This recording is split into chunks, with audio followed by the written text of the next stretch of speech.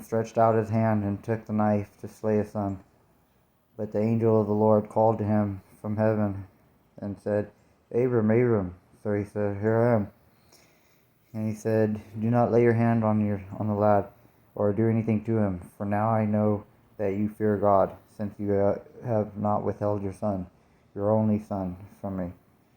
Then Abram lifted his eyes and looked, and there beheld him was a ram caught in a thicket by its horns. So Abram went and took the ram and offered it up for a burnt offering instead of his son. And Abram called the name of the place, The Lord will provide, as it is said to this day, In the mountain of the Lord it shall be provided.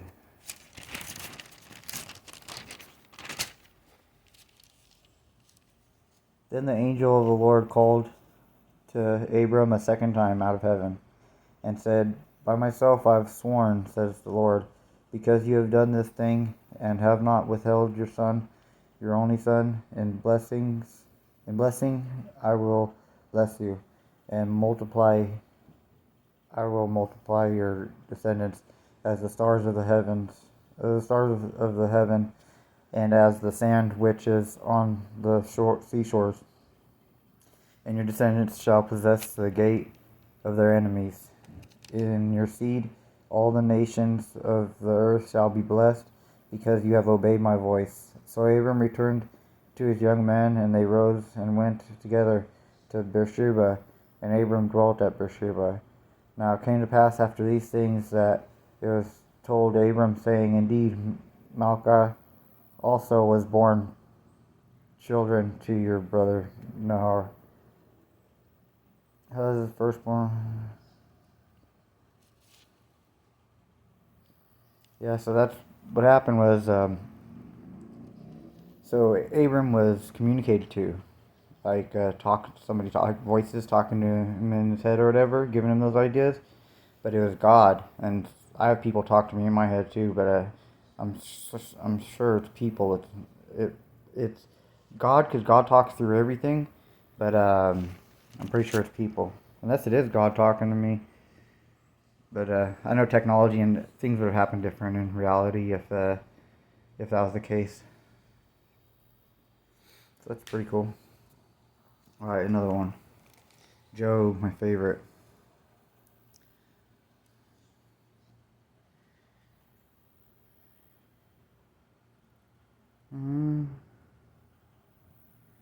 Yeah, Job 1.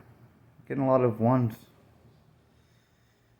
There was a man in the land of Uz whose name was Job, and that man was blameless and upright, and one who feared God and shunned evil. And 7 sons and 3 daughters were born to him. Also his possessions were 7,000 sheep, 3,000 camels, 500 yokes of oxen. And his sons would go and feast in their houses, each one on his appointed day, and would send and invite their 3 sisters to eat and drink with him. I was saying that I skip where it lists like how many of each thing. I just skip that, and then it talks about it. It's part of the architecture. So it was, when the days of feasting had run their course, that Job would send and sanctify them, and he would rise early in the morning and offer burnt offerings according to the number of them all. For Job said, It may be that my sons have sinned and cursed God in their hearts. Thus Job did regularly. Now there was a day when the sons of God came to present themselves before the Lord, and Satan also came among them. And the Lord said to Satan, From where do you come? So Satan answered the Lord and said, From going to and fro on the earth, and from walking back and forth on it.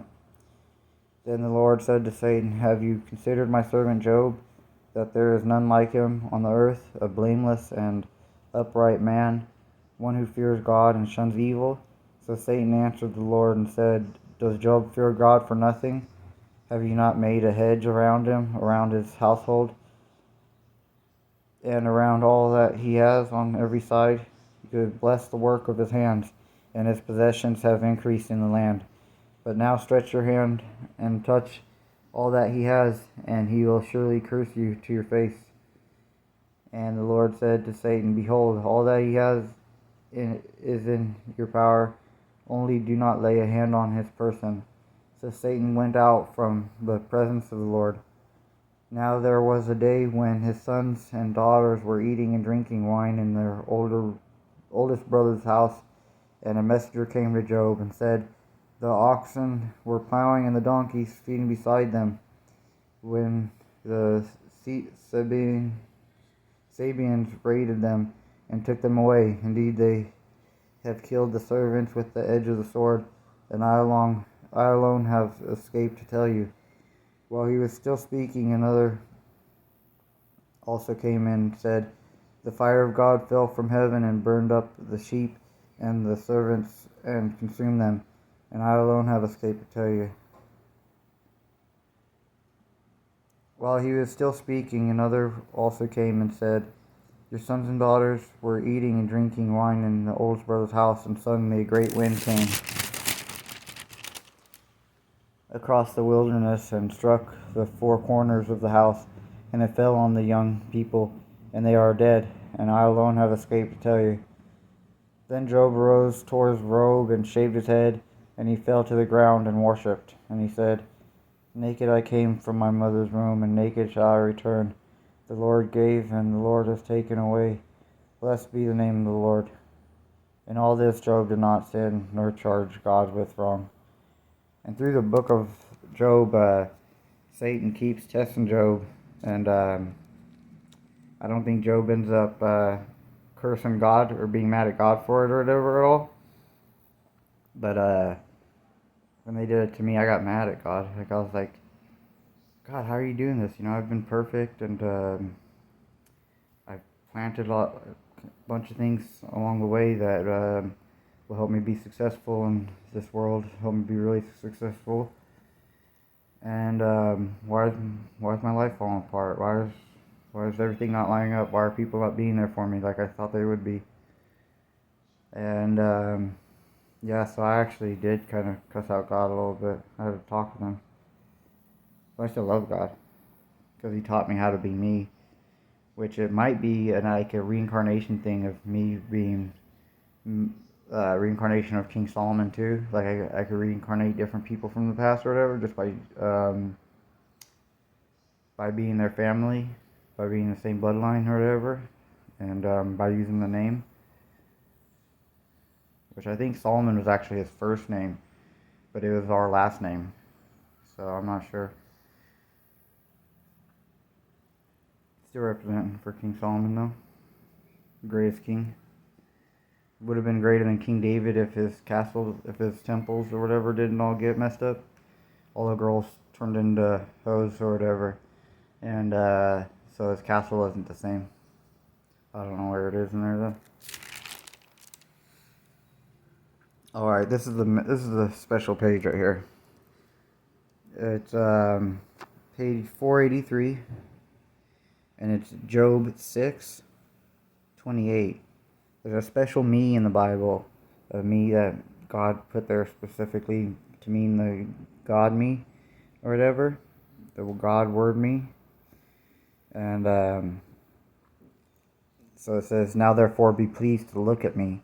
And it has the word me, which is representing it, the word itself, saying itself. It's really nice. Oh, Job 6:28. Then Job answered and said, Oh, that my griefs were fully weighed, and my calamity laid with it on the scales, for then it would be heavier than the sands of the sea. Therefore my words have been rash, for the arrows of the Almighty are within me. My spirit drinks in their poison. The terrors of God are arrayed against me. Does the wild donkey bray when it has grass, or does the ox low over its fodder? Can flavorless food be eaten without salt, or is there any taste in the white of an egg?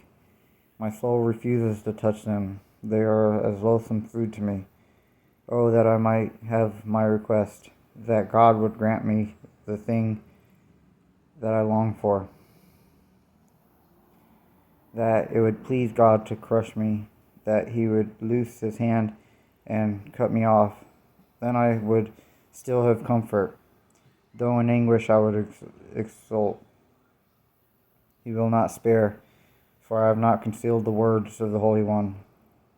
What strength do I have that I should hope? And what is my end that I should prolong my life? Is my strength the strength of stones, or is my flesh bronze?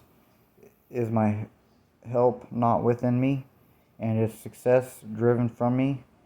To whom who is afflicted, kindness should be shown by his friend, even though he forsake the fear of the Almighty. My brothers have dealt deceitfully like a brook, like a stream of the brooks that pass away, which are dark because of the ice, and into which the snow vanishes. So it sounds like Job might have cursed God, or whatever, got mad at God for it.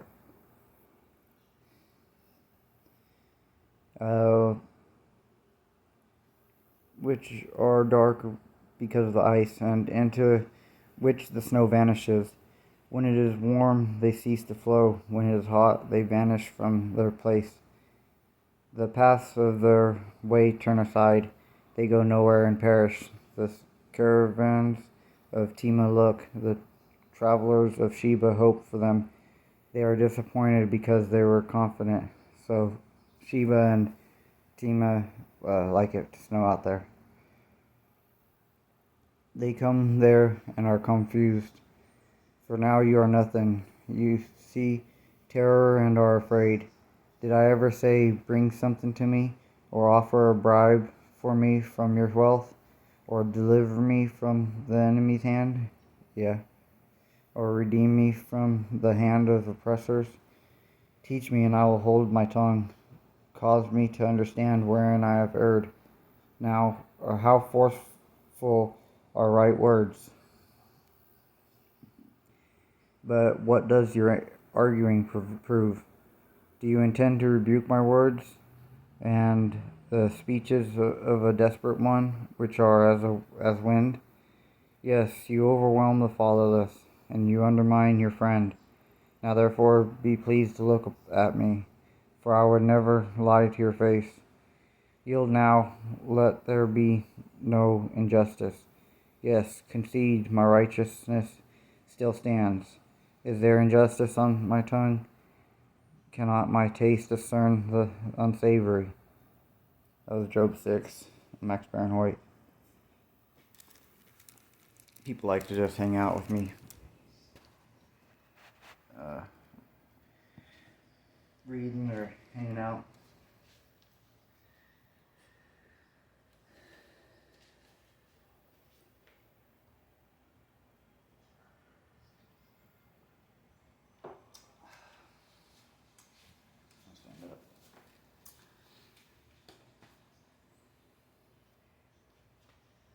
I'm gonna post that, and I'll make another one on Maxbaronhoyt. Over and out.